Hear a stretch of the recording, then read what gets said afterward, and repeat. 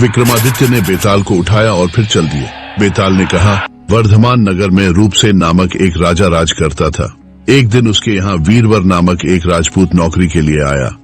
राजा ने उससे पूछा, तुम्हें खर्च के लिए क्या चाहिए? तो उसने कहा, 1000 तोले सोना। यह सुनकर राजा को बड़ा आश्चर्य हुआ। राजा ने पूछा, तुम्हारे साथ कौन कौन है? उसने जवाब दिया, मेरी स्त्री, बेटा और बेटी। राजा को और भी अचंभा हुआ। आखिर 4 जने इतने धन का क्या करेंगे? फिर भी राजा ने उसकी बात मान ली। उस दिन से वीरवर रोज 1000 तोले सोना भंडारी से लेकर अपने घर आता। उसमें से आधा ब्राह्मणों में बांट देता, बाकी के 2 हिस्से करके वैराग्यों और सन्यासियों को देता और दूसरे से भोजन बनवाकर पहले गरीबों को खिलाता। उसके बाद जो बचता उसे स्त्री बच्चों को खिलाता।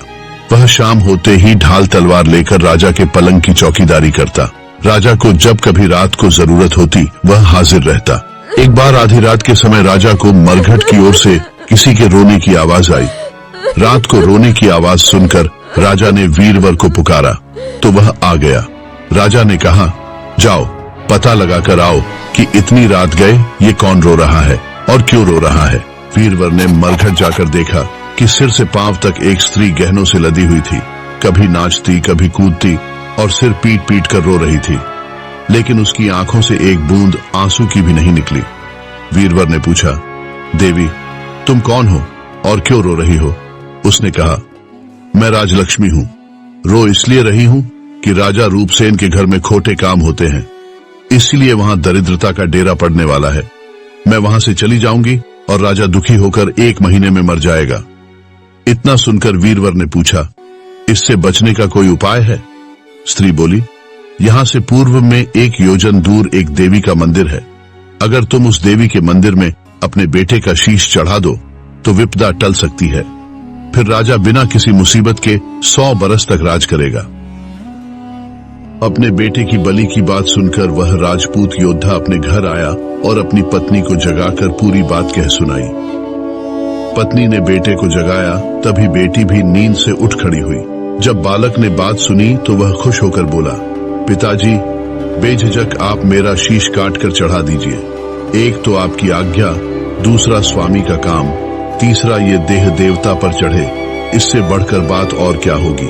पिताश्री आप विलंब ना करें। बेटे की बात सुनकर वीरवर का हृदय भावुक हो उठा और उन्होंने अपने बेटे को गले से लगा लिया। फिर वे अपने परिवार के साथ देवी के मंदिर की ओर निकल पड़े। चारों जने देवी के मंदिर में पहुंचे।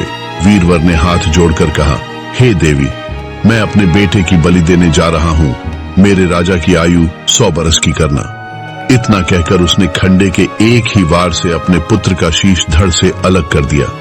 भाई का यह हाल देखकर बहन ने भी खंडे से अपना सिर अलग कर डाला। यह दृश्य देखकर राजपूत योद्धा की रूह कांप उठी। अपने पुत्र और पुत्री की इस प्रकार आंखों सामने निर्दयता से बलि देखकर मां की ममता भी लज्जित हो उठी और मां ने उसी तलवार को उठाकर अपना सिर भी माता के चरणों में अर्पित कर दिया। एक ही पल में अपने पूरे परिवार को काल का ग्रास होते देख वीरवर ने भी आत्म बलि दे डाली। खबर मिलते ही राजा तुरंत देवी के मंदिर में पहुंचा। वहां का दृश्य देख राजा की आंखें भर आईं और सोचा, धिक्कार है ऐसे राजा पर जिसकी वजह से प्रजा पर इस प्रकार का संकट आए। इसी आत्मग्लानि में राजा ने म्यान से तलवार खींची और अपना सिर देवी के चरणों में अर्पित करने ही वाला था कि देवी साक्षात राजा के सामने प्रकट हुई और राजा का हाथ पकड़ लिया और बोली, राजन, मैं तेरे साहस को देख प्रसन्न हूँ। हे देवी, यदि आप प्रसन्न हो तो इन चारों को जिंदा कर दो। देवी ने कहा, तथास्तु, और चारों जिंदा हो उठे। यह देखकर राजा की आंखों में आंसू भर आए।